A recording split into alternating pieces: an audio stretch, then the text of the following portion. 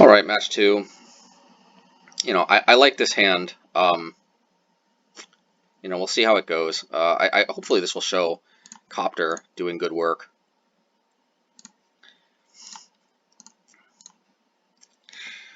I really like good interactive games of Magic. I kind of wish I could like only play against attrition matchups sometimes, and it looks like I might get my wish here.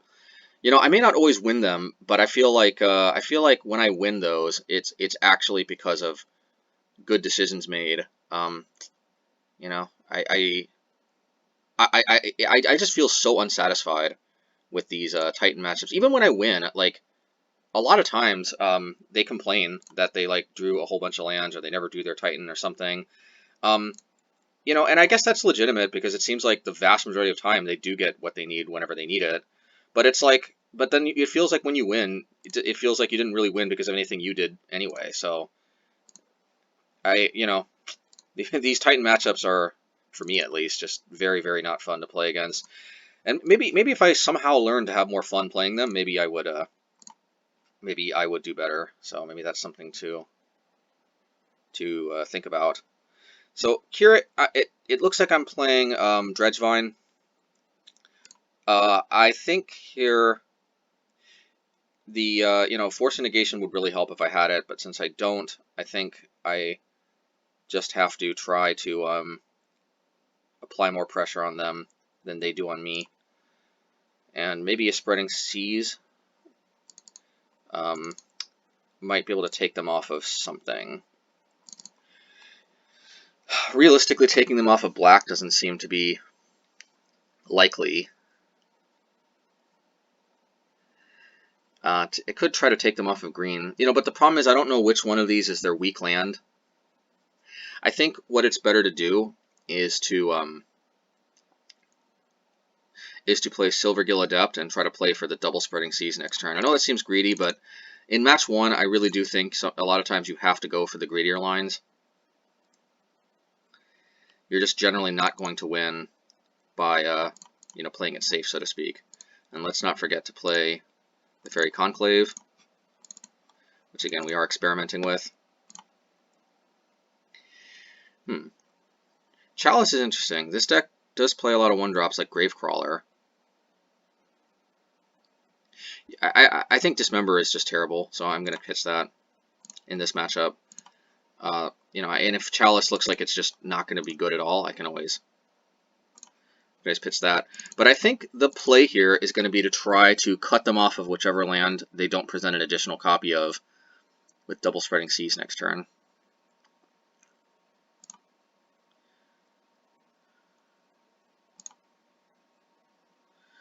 Well, they're peppering me with these Creeping Chills, but what I'm really worried about is them playing another creature.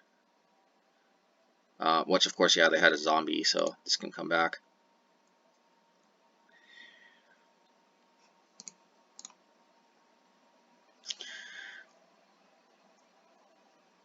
Well, that could have been some merit to playing Spreading Seas last turn instead.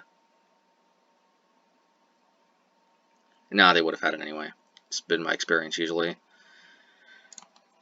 I could have maybe tried to Spreading Seas them from the get-go, but then I might have been, definitely would have had a stunted board.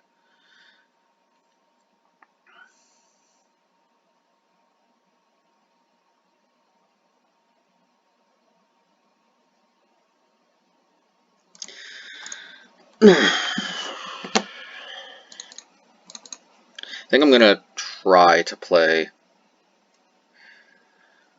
a bunch of creatures.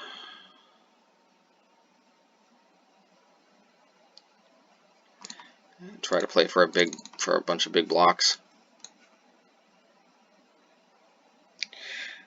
But even if I block all their 3 power creatures, they still have exactly 6.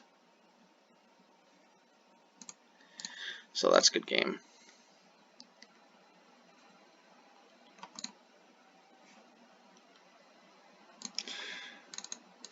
The opponent draws their extra card. I wonder if that means that they didn't have anything else and they were worried.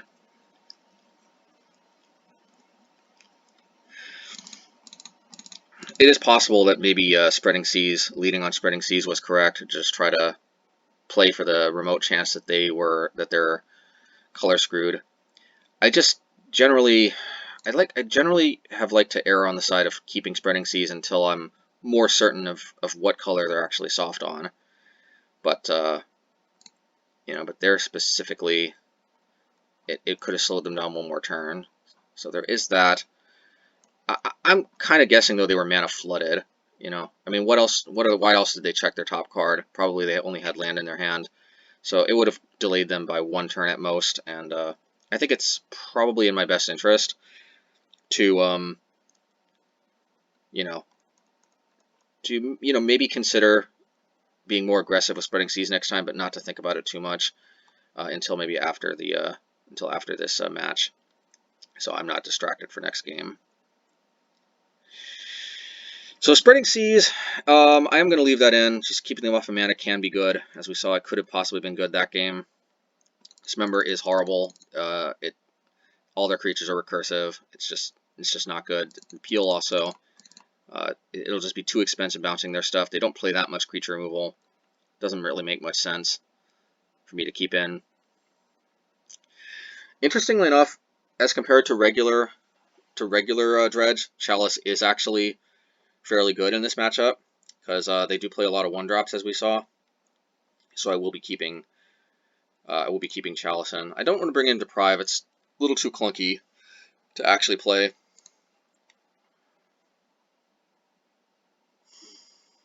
Yeah, and this is a keep because it's got Relic. I mean, this is, I guess, how Magic goes sometimes. This is, you know, I don't think I'm really going to be able to show. I mean, in these games I've been playing, Fairy Conclave and Repeal are really not going to demonstrate, you know, much. They're not really going to probably do that much. And as you see it, I've boarded out Repeal. Fairy Conclave is almost strictly inferior in these type of matchups. But the good news is, I think with these type of matchups with careful play, I don't actually need to have all my cards be 100% optimal. And I think my reasoning is still sound as to Fairy Conclave probably being better in most in the majority of matchups running around. I don't think most people are playing Dredge and Amulet Titan right now. I could be wrong. So I'm gonna play Conclave here. The reason being I want to like get my tap lands out while I can, and I do want to keep up Relic. It's very important. If they explode with some type of big Vengevine turn, that could be a big problem. Yeah, I'm just going to remove. You just never know if they have some kind of Delph card or something. I don't think they play Scavenging Ooze, so there's not really a lot of reason to have to go after my own graveyard.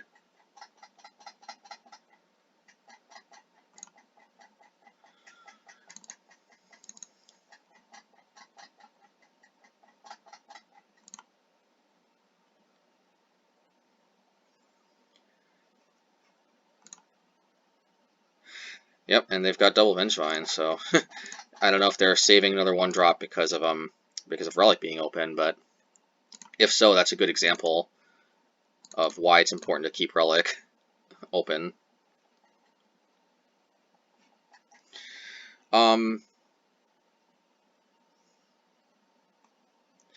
I am going to play a land. I'm going to play out my Silvergill. That is, I think, a pretty good card to play next turn. Remember, though, they can trigger Vengevine even if their spells get countered. So that's something to keep in mind. But keeping them off of those 1-mana spells resolving seems pretty strong.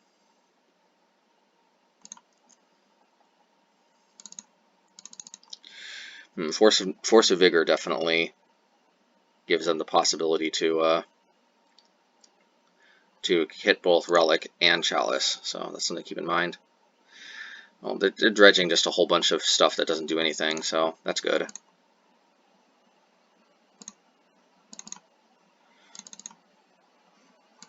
I have to imagine that they're hoping that they can play the Vengevine, so at least I start being forced to crack relics. You know, there's some merit to maybe not playing the Chalice because it means future relics get turned off. But I think in this matchup in particular, it's just very good. I think Chalice in 1 is just very, very good.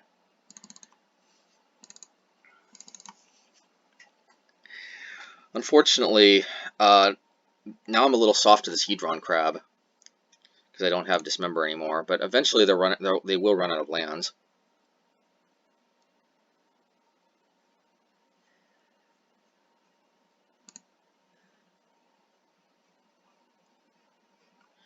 Creeping Chill is not that big of a deal to me.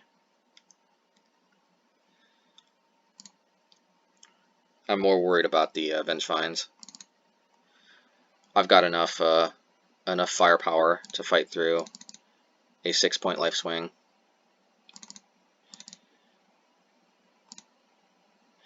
And of course, Silver Moat Ghoul can be contained too.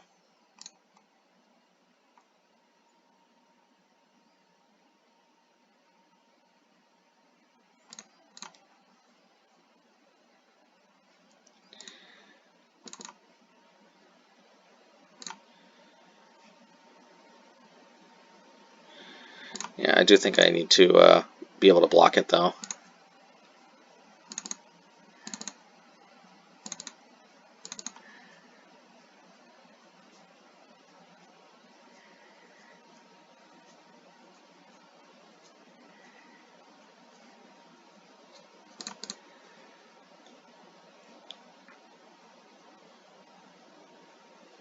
Yeah, and there's no way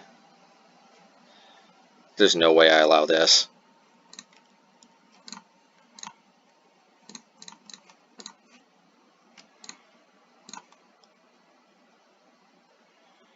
Probably was a little bit better to tap the Conclave, just because just on the off chance that somehow they have a way to remove my Mutavault, I could have used the Mutavault. I could have tapped it in response to activate the other Mutavault.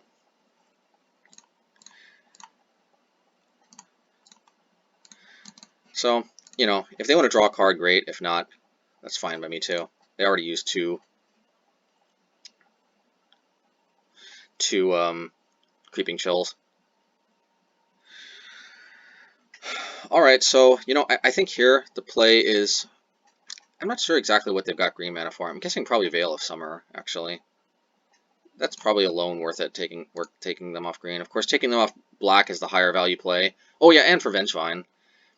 Yeah, I'm going to try to take them off of green. This could... Yeah, and they can't actually Veil anymore anyway, but... I think really Vengevine is what the major concern is at this point.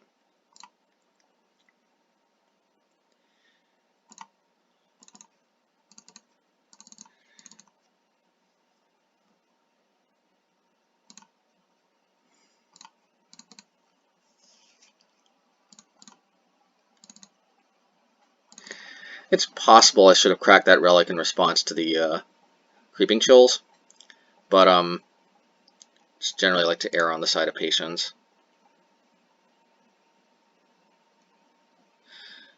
And their Silver Moat Schools are just really not that concerning for me. They've dredged a surprising amount of cards. They're at 16. The good news is the Smuggler's Copter has these Narcomoebas covered quite nicely.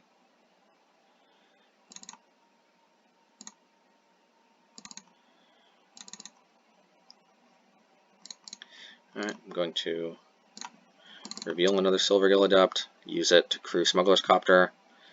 I think I just need to go for no, actually I think I'm going to use the Lord of Atlantis.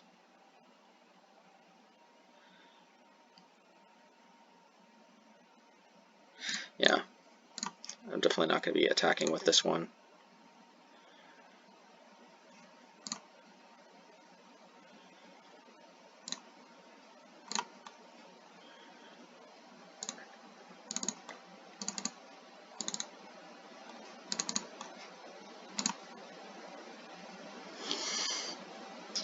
You know, another Smuggler's Copter actually is not necessarily the worst here. Just got so many duds.